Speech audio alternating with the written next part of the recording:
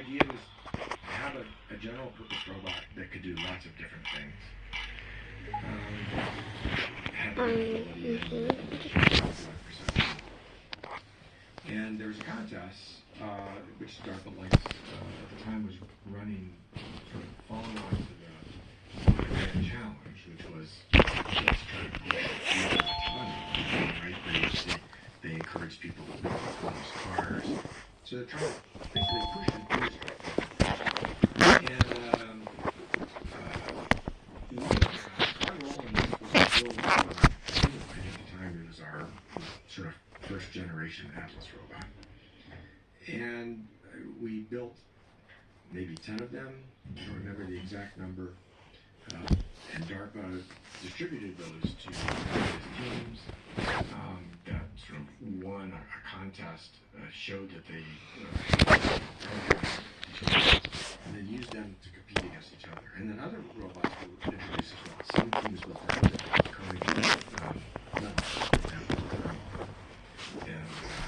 and all these robots competed to get through this and again, I think the purpose was to push the whole industry forward.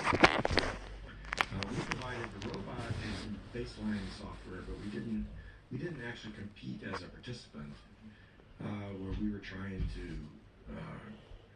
drive the robot through this maze. We were just trying to support the other teams. It was humbling because it was really a hard task, and honestly, the tears were because mostly the robots didn't do it. They fell down. Repeatedly. It was hard to get through this contest. But it was humbling because of just how hard these tasks weren't all that hard. Of course, you could have done it very easily. But it was really hard to get the robots to do it. Well, the general nature of it, the variety of it. The variety. And also that I don't know if the tasks were sort of the tasks in themselves help us understand what is difficult and what is not. I don't know if that was obvious before the contest was designed. So you kind of tried to figure that out. And I think Atlas is really a general robot platform. And it's perhaps not best suited for the specific tasks of that contest. Like for example, probably the don't mind the sound. The driving of the car, but getting in and out of the car. And Atlas probably, if you were to design a robot that can get into the car easily and get out easily, you probably would not make Atlas that particular car. Yeah, the robot was a little bit big to get in and out of that car. Right, it doesn't fit. This is the curse of a general purpose robot. They're not perfect at any one thing, but they might be able to do a wide variety of things. And that is the goal at the end of the day. I think we all want to build general purpose robots that can be used for lots of different activities, but it's hard. And the wisdom in building successful robots up until this point have been go build a robot for a specific task and it'll do it very well. And as long as you control that environment, it'll operate perfectly. But robots need to be able to deal with uncertainty. They're going to be useful to us in the future. They need to be able to deal with unexpected situations. And that's sort of the goal of a general purpose or multi-purpose robot. And that's just darn hard. And so some of there's these curious little failures. Like I remember a robot, the first time you start to try to push on the world with a robot, you forget that the world pushes you and will push you over if you're not ready for it.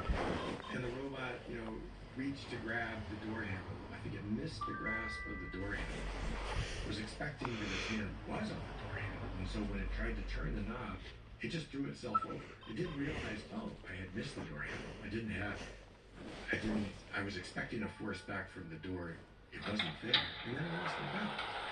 So these little simple things that you and I take totally for granted and deal with, the robots don't know how to deal with yet. And so you have to start to deal with all of those circumstances.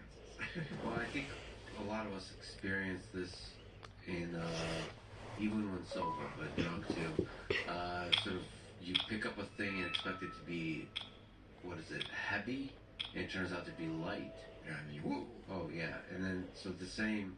And I'm sure if your depth perception for whatever reason is screwed up, if you're drunk or some other reason, and then you think you're putting your hand on the table and you miss it. I mean, it's the same kind of thing, but That's why you need to be able to predict forward. And so that's where this model predictive control stuff comes in. Predict forward what you think's going to happen. And then if that doesn't happen, you're in good shape. If something else happens, you better start predicting again. so regenerate a plan when you don't. I mean that also requires a very fast feedback loop of updating with your prediction how it matches to the actual real world. Yeah, those things have to run pretty quickly. What's the challenge of running things pretty quickly? 1,000 hertz of acting and sensing quickly. You know, there's a few different layers of that. You want at the lowest level, you want to run things typically at around 1,000 hertz, which means that, you know, at each joint of the robot, you're measuring position or force and then trying to control your actuator, whether it's a hydraulic or electric motor, trying to control the force coming out of that actuator.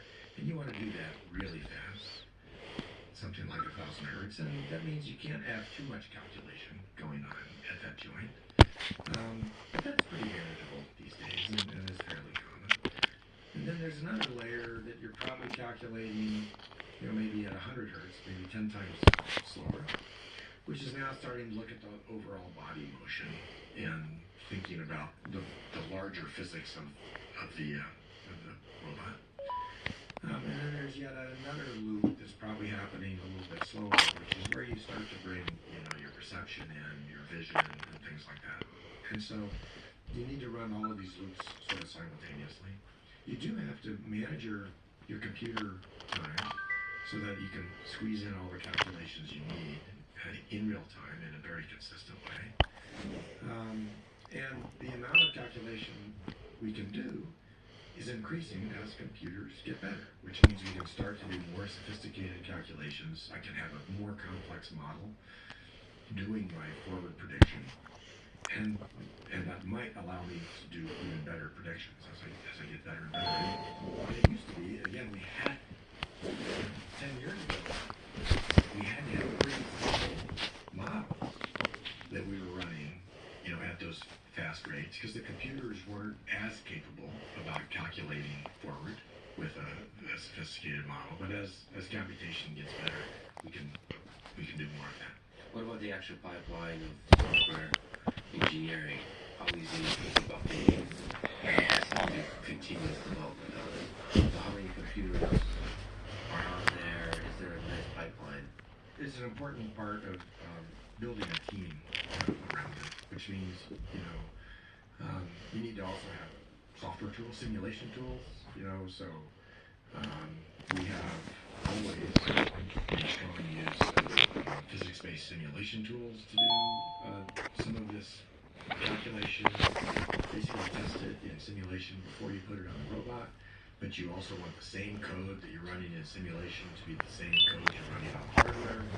And so even getting to the point where it was the same code going from one to the other, we probably didn't really get that working until, you know, several years ago. But that was a bit of a milestone. So you want to certainly work these pipelines so that you can make it as easy as possible and have enough people working parallel. And we only have 4 of the robots, the modern Atlas robots at the company, and you know we probably have 40 developers there all trying to gain access to it, and so we need to share resources and use some of this software pipeline. Well, that's a really exciting step to be able to run the exact same code simulations on the actual robot. How hard is it to do realistic simulation, physics-based simulation of Atlas, such that, I mean, the dream is like, if it works in simulation, it works perfectly in reality. How hard is it to sort of keep working on closing that gap?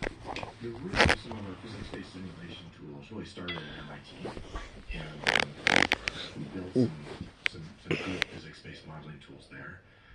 Early days of the company, we were trying to develop those tools as a commercial product, so we continued to develop them. it wasn't a particularly successful commercial product. But we ended up with some nice physics-based simulation tools, so that when we started doing like robotics again, we had a really nice tool to work with. And the things we paid attention to were things that weren't necessarily handled very well in the commercial field, like interaction with the world, like foot-ground contact. So trying to model those contact events well in a way that captured the important parts of the interaction was a really important element to get right, and to also do in a way that was computationally feasible and could run fast. Because if your simulation runs too slow, then your developers are sitting around waiting for stuff to run and compile. So it's always about efficient, fast operation as well. So that's been a big part of it. I think developing those tools in parallel to the development of the platform and trying to scale them has really been essential, I'd say, to us being able to assemble a team of people that could do this. Yeah, how to simulate contact, period. So foot-ground contact, like sort of for manipulation. Because don't you want to model all kinds of surfaces? Yeah. So it will be even more complex with manipulation.